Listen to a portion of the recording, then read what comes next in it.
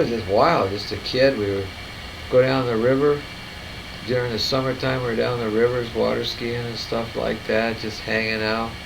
Going over to the girls' house, well, we got out of high school. We just graduated out of high school. So we just go over to friends' houses and party, and just hang out, talk about it, and then and kind of semi-worry about the stupid lottery, because all it was is, somehow they have your number, and then all of a sudden, out of the blue, we're sitting down there one day with my friend, and the mailman came, and sure as hell, there was our draft notice. Me and my buddy got it the same day, and so that day we thought, oh shit, we're drafted in the Marines. It said you were supposed to show up down there for all the paperwork on a certain day, and we said, well, we're not going to Vietnam, let's go join the Navy. So we went down and joined the Navy. Ended up in the Marines anyway. And then he lucked out, because then when he went down and did a physical, he had a kidney problem, so he didn't have to go in. And we went in on the buddy system, and I ended up going there by myself. It ended up, you meet all these different guys. But we had a really good summer prior to that, because they didn't make us go down to the boot camp till September, and we got a draft notice in July, so they left us alone for the summer, And then we had to go to our boot camp in September 1965. There we spent probably six to 8 weeks in boot camp, and then from there we went over to infantry training with the Marines. Then from there, they sent us to training camps. After the Marine training, we went to what was called heavy equipment camps. And they taught you how to run all kinds of things, from bulldozers to graders to any type of earth-moving equipment. And the reason for that was that the Seabees, which what I was in, was a multi-task unit that we would be flown into areas where they needed big emplacements built for fortifications. So part of our job was twofold. We would end up digging big bunkers and underground facilities, and then when we were done doing that, then we would play soldier. But they didn't tell us that when we were going through there. We thought we'd just be running equipment, but they didn't tell us we'd have to go out on patrols and everything else like that. So that's pretty much what happened when we first found out about that. Then they shipped us over to Vietnam in 1966, I think it was April. We ended up flying over there, and the first place we landed was Okinawa. And we spent about 2 weeks there. From there we flew to Da Nang, Vietnam. And that was a real eye-opener, because when we landed, it was mega heat there, which you don't experience it here in Oregon. Pretty much it was real eye-opener, because you come from Wally Cleaver land, where everybody had paved streets and sidewalks and nice homes and stuff, and then you land in Vietnam and you see all these people huddled in little grass shacks with tin roofs, and families and people all really super poor. And then you go into the city of Da Nang where we landed, and then you had the other extreme. You had a lot of rich people that were benefiting from the war, but then you couldn't really tell who was who and what you were really looking at, because you couldn't understand the language, and here you're just 18 years old in a whole brand new world, which you've never seen other than on National Geographic. They couldn't train you for, just all of a sudden showing up in Vietnam, and you're supposed to be supposedly hardcore killers or whatever the hell they want you to be, and you're still a kid that doesn't know what the hell's going on. These are the basic colors that were in Vietnam. You were all just drab green. They came out of World War II. Everybody there wore green. It was a carryover from World War II and Korea and everything. This color scheme, pretty much they had it for just basic jungle or forest fighting or something like that, where you weren't as obvious. With the nowadays everybody has camouflage. But camouflage out in the middle of the the rice paddies doesn't mean squat, because you're still out there as a big body. This is this is the original hat that I had over there from the war. You can see all the dirt and stains. You used it to kill mosquitoes, to carry water in. You can see the sweatband where it's just all rotted out, because everything would rot over there because it was wet all the time and moisture. And a lot of times over there in Vietnam, you'd use your hat as a strainer. You go into a creek and they have a lot of dirt and debris and stuff in there. You just scoop up with the water, and then you just take your hat and let the hat filter the water, and it would just go through the hat, and then you just fill it into your canteen. That would get all the dirt and crap out of your hat, and after a while it ended up rotting like this hat here. Just the top of it rots out because of just all the constantly wear and sitting on it if you're on the dirty mud, or swatting things, fly swatter, or just covering your face to keep the mosquitoes away from you. I mean, it's a pretty versatile thing, but that's how it would get all rotted like that, just constantly filling it up with water, or sweating, or using it to cool yourself off by getting a whole lot of water and dumping it on your head. When we first got there, we landed at Da Nang, which is a major city in the northern part, and then we went south to a place called Chu Lai. That's where the 3rd Marine Division was. We were down there for about 6 months. That was on the coast. Then we flew back up to Da Nang, and then from there we went up to Hue, and then up to Khe Sanh. Khe Sanh's really well known because that's just a big valley where they had the French years before had lost their ass in there, and then the American government figured because the French lost their butts that we could hold it. And there was no way you could hold it. I mean, they had all these gun emplacements all around the perimeter of the hills, and Khe Sanh was sitting in a little valley, and all them gooks would roll the guns out, shoot down there and blow up the camp.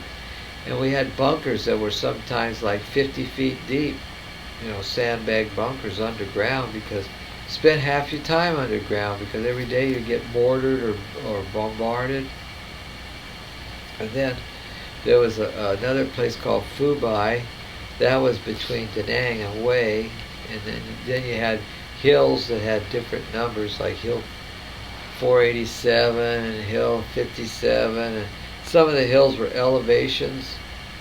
And then you had Monkey Mountain. That was where they had all these rock apes. They looked like orangutans, with the multicolored faces and huge fangs. I mean, when you see one of those, it just scare the hell out of you, because they come charging out of the brush. And I ain't shit, you just piss your pants. You see this, and they're big, and these god-awful faces come flying through the brush. It's like, oh man, your heart stops. And then all of a sudden there's gunfire everywhere, shooting at the apes, because I mean that's their mountain or their hillside or whatever. But I think the hardest thing for a lot of people to understand is that when you get there to Vietnam, and then you get into the action, like the first time I was shot at, I hit the ground, and you couldn't get a piss ant underneath me. I was so close to the ground, because all of a sudden bullets go whizzing by your head, and you never had that before. I mean, here you're playing with BB guns as kids and getting shot at, but all of a sudden when real bullets come flying by, it just scares the hell out of you, and you're just right smack on the ground. You're so down, and even an ant's going to get under you, and you got this cold. It's hard to picture, but when the bullets first start flying, you get this cold shiver go right up from your feet all the way to the top of your head, right through your back. You can just feel this cold swell, and it's the weirdest feeling. And then it's just total chaos. You don't know what the hell's going on. There's guns flying, your ears are aching because these guns are going off around you, and it's super loud. And most of the time when you come under fire, the main problem was that you couldn't see anybody, because the jungles were so thick that you would open fire on them, but you'd mostly be killing trees. But then you learn how to rationalize a lot of stuff, because when you start a big, huge firefight or something like that, you don't know who's shooting at who, and so then you don't play a lot of these mind games, because you could be shooting at a guy and be dead on him. 3 other guys could be shooting at the same guy, so you don't really know if you ever shoot anybody. And half the time when you are shooting, there's so much brush and crap, or so many bullets flying, you don't know who's getting who. It's not like John Wayne or something like that where you're up and it's one-on-one. A lot of times what they do is they'd have these tunnels underground, and you'd be on a patrolling, and you'd be spread out, and all of a sudden the gook would pop up out of the ground like a rabbit or whatever you want to call him. He'd take sight on someone, and then he'd squeeze it off and shoot a certain person in your squad, usually the point man, and then he'd pop down in his hole. Immediately you hit the ground and open fire, and you got 5,000 bullets going out there killing trees and brush, and this guy's underground and he ain't even got scratched. And then you got to go traipsing through that brush, which is similar to the briar bushes we have here, and it's really, really thick, and it's not like a walk in the woods where everything's kind of semi-wide open. Everything's really dense in a lot of certain areas. Mm-hmm. That's why they came in with that Agent Orange. They were intended to kill the brush and the vegetation. Most of the time it just ended up killing all the animals and the bugs and birds and things like that, and infecting a lot of Americans that were in the area and Vietnamese when they'd fly over these great big C-130s and just dump tons of that Agent Orange crap all over everybody. You know, we didn't know what it was for quite a long time. You just see these planes flying over and this huge cloud of spray coming out. Then we got word that it was this defoliant that wouldn't hurt anybody, so they say, and now years later they find out it really affected a lot of people. And then a lot of times, like when you were on a patrol through the rice paddies, what would happen would be the Viet Cong would get in there with among the normal Vietnamese, and they would tell the Vietnamese people that were supposedly our friends that if they even opened their mouth they would kill them all. They'd have their weapons just down the side of the bank of the rice paddy, and so you'd be going on a patrol walking through up and over the berms in the rice paddies and through them, and you'd look over there and these Vietnamese would be working away harvesting rice. You thought then either after you passed them or you got a significant away from where they were at, then they would turn around, grab the guns, and shoot you after you've passed them, so they'd be shooting in the back.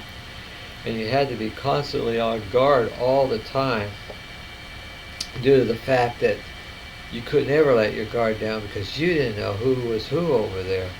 When you go over there, you don't dislike anybody, you know. I mean, they give you all this stupid training, and you go up there and stab with your bayonet all these dumb dolls or mannequins or whatever, right? And then you get over there, and then the shit hits the fan, you start shooting, and you start going through the brush and sitting around all day in the wet when it's the monsoons or the heat, fighting the mosquitoes, and you get really close to different guys, and you sit there talking about what you're going to do when you get the hell out of country. You go back to the real world. That's what they used to refer to the States as, is back to the world, because over there it was super primitive, and you would have living out there in the in the mud and stuff, and you'd be eating these little boxes of Korean War rations, little cans of ham and lima beans or hash or beans or whatever the hell else they had in there, cookies and little candy bar.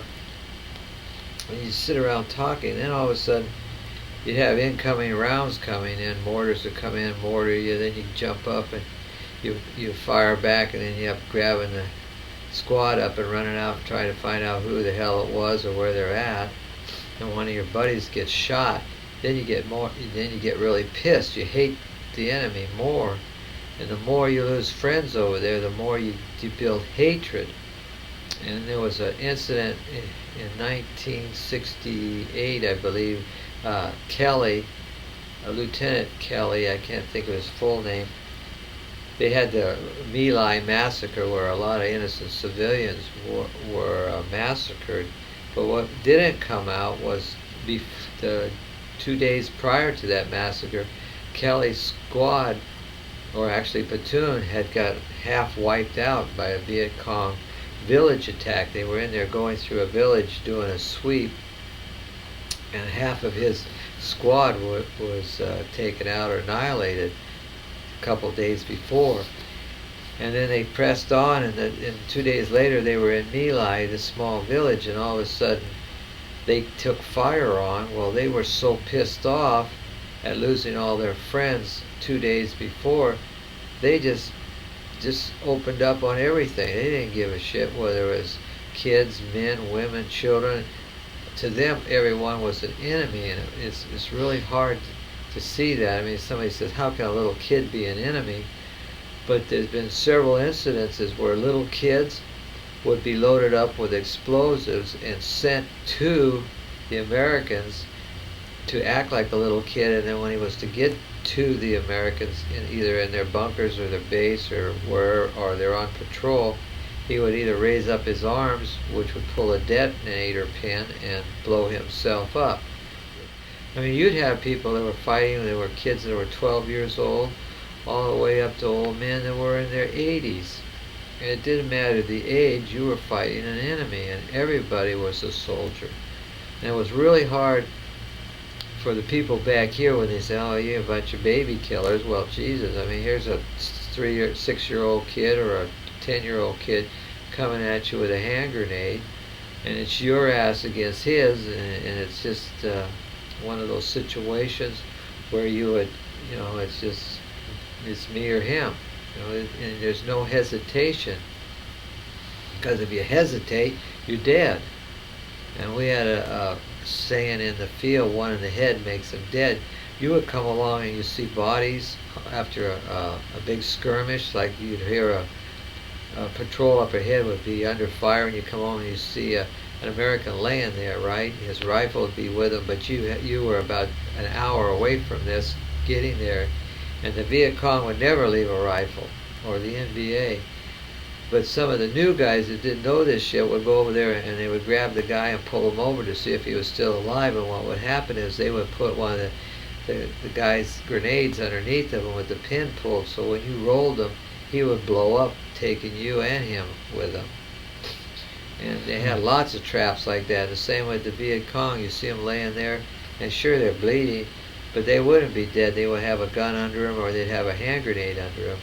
And we used to carry like a very high tensile string, like a real super heavy-duty fishing line type of a deal, where we'd tie it on them and then we'd just jerk them over, just in case that was the case, especially if you hadn't come on it at the time, you weren't right in the skirmish, you could save yourself or someone else from being blown up. But there's all kinds of stuff like that, and all of these people think, man, it's really cool to be be a Marine or in the Army or whatever, or SEALs, go in there. But 90% of the time you're sitting in a damn foxhole full of water or mud or just plain dry dirt. Mosquitoes are flying around you, and it sucks. You're sitting there all night long because you got stuck with the late watch, watching your buddies, and you're trying to stay awake because you're tired from all day long pounding dirt. And you sometimes have a K-bar or a knife you stick under your chin so that you can't, your head comes down. It kind of wakes you up. But you'll sit there and stare out there, and you'll look, and as the night grows longer, you'll think all these damn trees are walking around, because prior to you going on watch, you'll figure out where all the trees are and the bushes are, and you'll kind of study that area so that you'll know. And then all of a sudden you're just laying there and you get tired and you're looking, and all of a sudden it's this stupid tree. You think, that thing's moving. No, it ain't moving. And you keep looking at it and staring at it, and you get all these weird things in your mind. You think you're seeing people. And sometimes they are. Them gooks are all dressed up in brush all the way around, so they look like a bush. They're crawling through the thing really slow, trying to get up to you. You got wire and claymores set up, or they're just setting snipers, so when first light comes, they're going to start taking you out.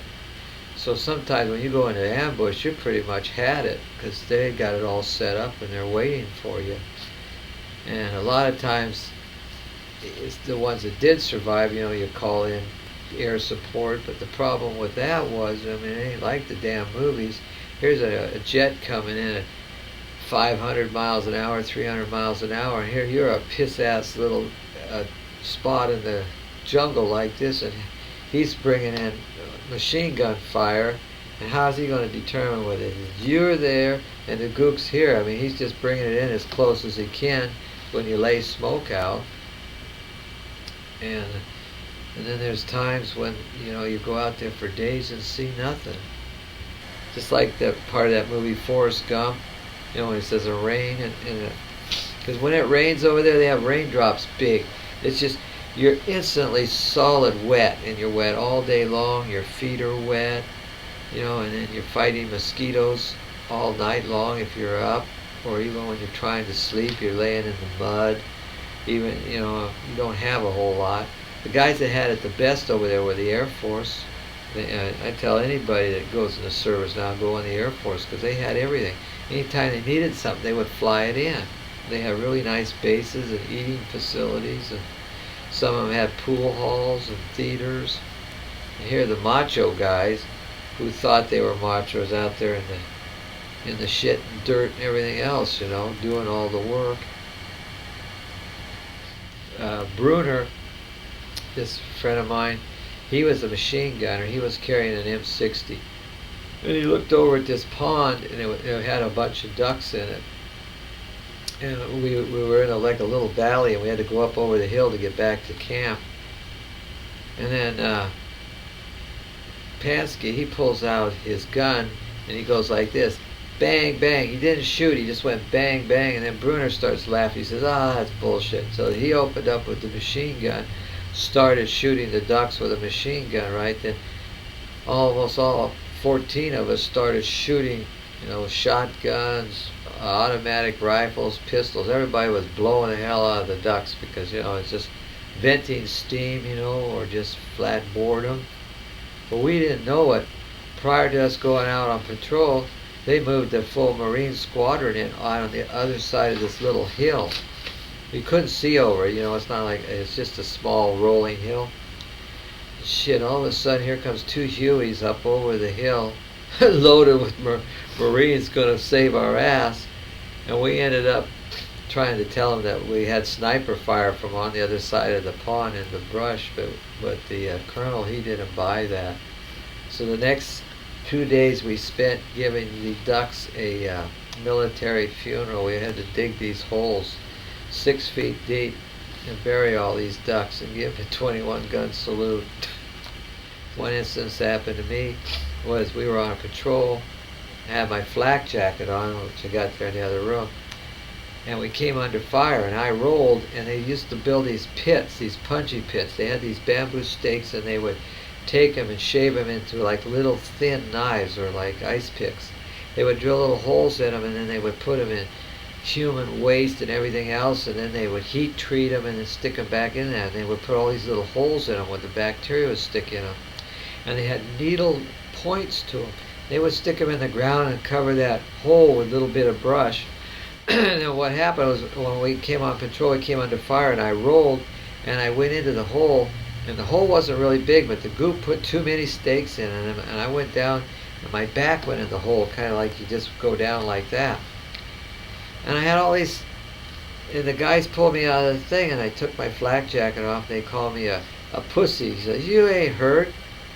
And I go, "Well, God, I felt something sting me." And I was, whining about it. And I says, and the lieutenant looks at it, he says, "Hell, you ain't hurt. It didn't even scratch you." Well, what they did was like a whole bunch of little needles went through the flak jacket, stuck in my back. So here we're out there, and it was in the middle of July, and it was mega hot. It was like 105 most of the time. But the soil is of clay, and it was a laterite soil. And what that was is it turned into a red powder dust, so you just had this red dust all over you. And I said, hey, it's getting hot. The guy says, it ain't hot, you're just a wuss. I go, I'm getting really hot, man. It is so hot. So after about 3 days, I took my flak jacket off, because that's all you had on. It didn't have sleeves on it because you were so hot. And my whole back was nothing but boils and blisters. They were purplish color, and all this yuck's oozing out of them. And then the guy come over and put his hand on my head. He said, Jesus, man, you're burning up. I says, yeah, I would tell you I'm burning up. So they called in a medevac because another guy had gotten hurt. He'd messed up his leg. They medevaced us out. And the most embarrassing part of me for the whole war was when they were taking me in, past guys that had half their faces blown off, their arms were missing, and they just had wads on them keeping the blood. And they took me through that line, ahead of the line, and put me in emergency ahead of them. I mean, I had 105-degree temperature and it was climbing, right? And I didn't feel sick. I felt hot, but I felt so embarrassed when they carried me past these guys that were worse off than me. I mean, you could see this guy laying there on a gurney. His leg's gone and blood's going, like that shit. And here you're full, whole, not a damn hole on you, no blood coming out of you, and they take you past them, right? So then they get me in there and they throw me in this huge tank. It was like, about, I'd say 7 feet long, or maybe just a little bit longer, and it had all ice water and ice cubes in it. It took 6 guys to put me in that tank and keep me in that tank till they broke my fever. And it was like 10 million needles in your whole body all hitting you at once from the shock of going into ice cold water that was down to like 34 degrees. And then I kept fighting with them and coming out of the water, and they kept shoving me back down until they actually broke the temperature. This lasted for about 40 minutes. And it was just horrendously painful. And then they gave me antibiotics. They knocked me out for a while. And then I was in the ward, So that probably, I was in a hospital about a month, and then they let me out and then put me back on the line. Well, this is the flak jacket I had. I kept it. This is about the only souvenir I have. And when I fell in the pit and it went through the back. The back is just a little bit thinner than the front. And then the stakes, when it hit, this is nothing but layers of nylon webbing inside. And the stakes went through this, and then it just came out probably 1/8 of an inch through this heavy jacket, which is supposed to just stop shrapnel and everything. And they first told us about this.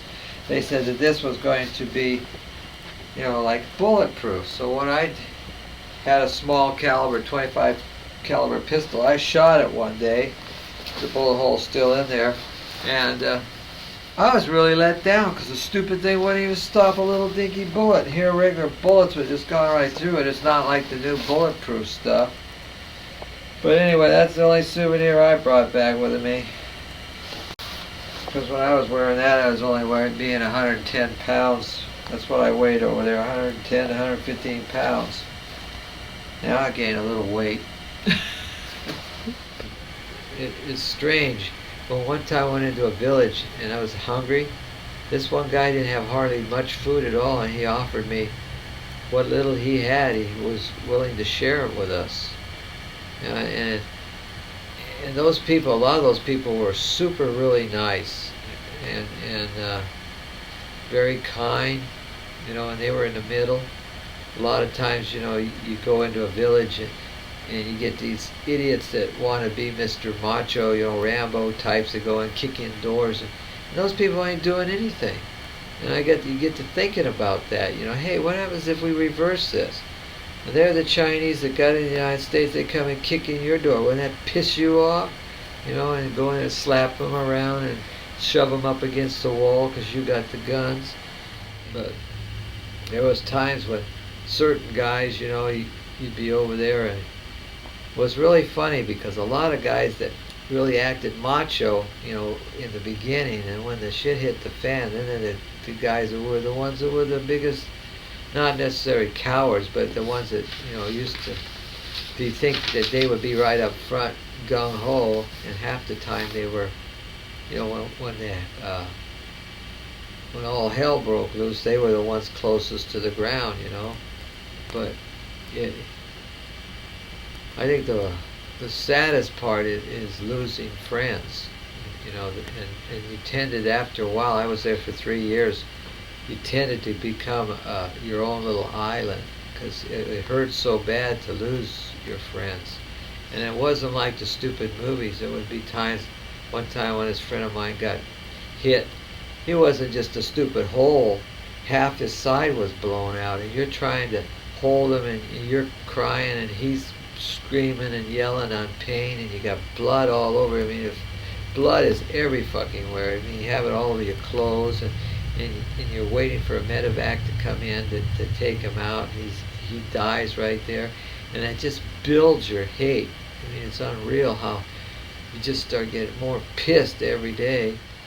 Most of the emotions, when you first got there, you were kind of scared all the time, and then after a while you were just there, and then because you didn't know what was going on, you were close to a bunch of guys, and you were planning a lot of stuff, and then as you started losing more friends, you tended to go within yourself, and you were just there. You're just one of the guys, but you weren't becoming close. You weren't asking. Like when Cornell was shot, he was had all his wedding plans set. He only had a couple months left, and he was going to get married and everything. And you never got in real personal with people anymore. You just talked about little things, and you didn't really become part of them, because they would just tear you up. And so the longer you were there, the more of an island you would create. You'd come on and see a guy laying over there, and half of him was blown away, and it was just like you didn't see it, because you would become more and more closed to it, or cold to it, whatever, what kind of word you use for it, because you see so much of it. It's just like everyday thing. And whereas in the beginning it would just puke you out, then a lot of times you say, man, he's unlucky, and you think to yourself, man, I'm lucky I didn't get hit like that, or I hope to hell I don't get shot like that. You're always kind of like just hoping it's not you, even though you're really close with somebody, and when your friends got shot, you were really saddened and pissed off at the same time. But then I think way down deep you were glad it wasn't you, even though that you were really close with them. You wished it hadn't happened to them, but then you're glad it didn't happen to you. Yeah, I stayed there. I got there in 66, and I left in 69.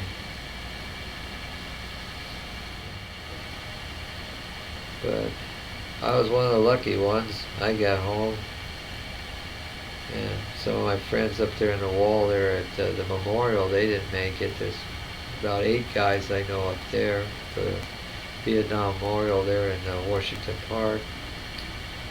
So, and you never forget them either, because there's always some certain song that comes up on the radio, or you hear, or Memorial Day weekend, you think about them, so you don't forget them. But life goes on.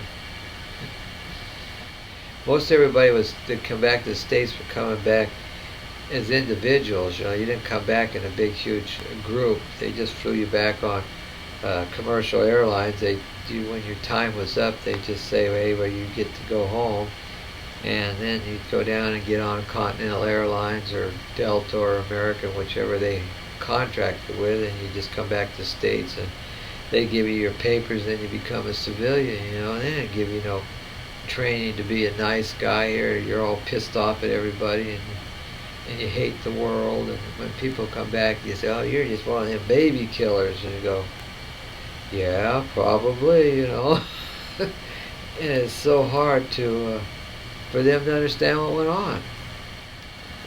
What was really funny is when we come back, we landed there at the air base there in San Francisco.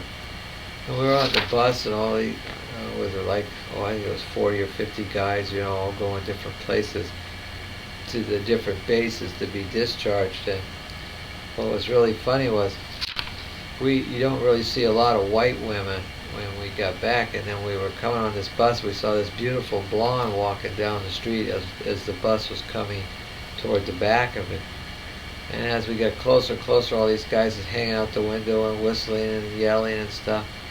And that stupid blonde turned around. It was a guy with a beard with blonde hair, and I'm telling you, those guys would have come off that bus and killed the guy. Because they were so embarrassed, right? But this was San Francisco, super, you know, where anything goes. And it was like, oh man. And then when I got back to Portland, a lot of my friends going, how many gooks did you kill? And I went, I don't know. He said, what do you mean you don't know? I said, well, when everybody's shooting, you don't know who you're hitting or you're missing. I mean, there's bullets flying everywhere. You're sucking the ground up or hiding behind a tree or a little blade of dirt. You know, you don't know who's shooting who.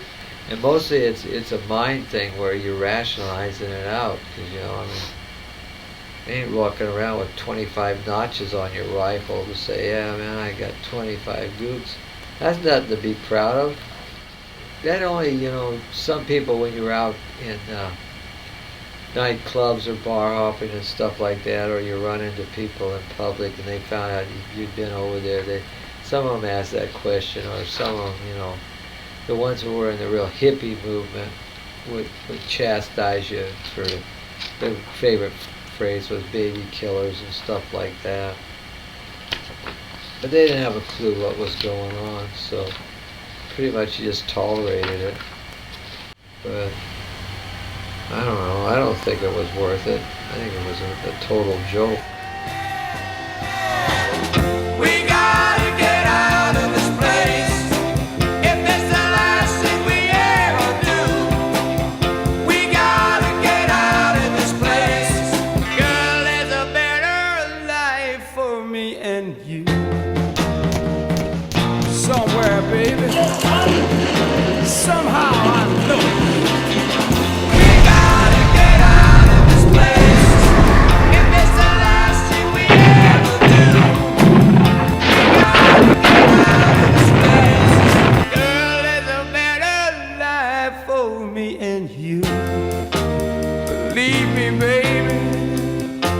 I know it, baby. You know it too, baby.